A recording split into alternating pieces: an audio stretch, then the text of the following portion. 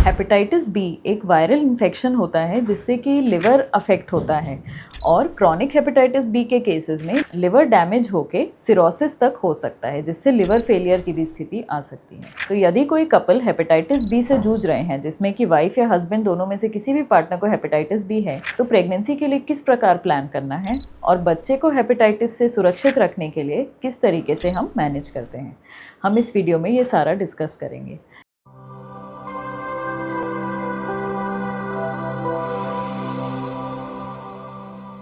नमस्कार, मैं हूं डॉक्टर देवांशी मिश्रा। मैं बंसल हॉस्पिटल भोपाल में निसंतानता और स्त्री रोग की विशेषज्ञ। प्री कंसेप्शनल काउंसलिंग का बहुत इंपॉर्टेंट पार्ट होता है वायरल मार्कर, जिसमें हम हस्बैंड और वाइफ दोनों के वायरल मार्कर टेस्ट जरूर देखते हैं प्रेगनेंसी के इलाज करने से पहले। अगर किसी एक पार्टनर को हेपेटाइटिस बी डिटेक्ट होता है तो ऐसी स्थिति में हमें जो उनका अनइन्फेक्टेड पार्टनर है उनका पहले हेपेटाइटिस का इम्यून स्टेटस जानना होता है कि ऑलरेडी उनके अंदर हेपेटाइटिस से लड़ने के लिए इम्यूनिटी है या नहीं। इसके लिए हम हेपेटाइटिस बी कोर और सरफेस एंटीबॉडी नाम के टेस्ट कराते हैं।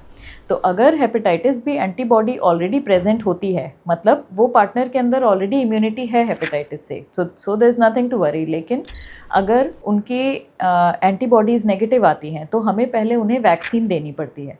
हेपेटाइटिस बी की वैक्सीन 3 डोजेज़ में लगती है, 0, 1 और 6 मंथ्स के गैप से। तो पहले उन्हें वैक्सीनेट करना होता है, फिर एक बार जब उनके अंदर एंटीबॉडी टाइटर पॉजिटिव आ जाता है फिर हम फर्टिलिटी ट्रीटमेंट स्टार्ट करते हैं। अब यदि किसी महिला को हेपेटाइटिस बी पॉजिटिव है, मतलब क्रॉनिक हेपेटाइटिस बी उनका है, तो ऐसे में हमको उन्हें एक हेपेटोलॉजिस्ट के रेफरेंस कराना होता है, जिससे हेपेटोलॉजिस्ट उनको असेस करते हैं, उनके लिवर फंक्शन टेस्ट कराते हैं, उनके हेपेटाइटिस का वायरल लोड समझते हैं।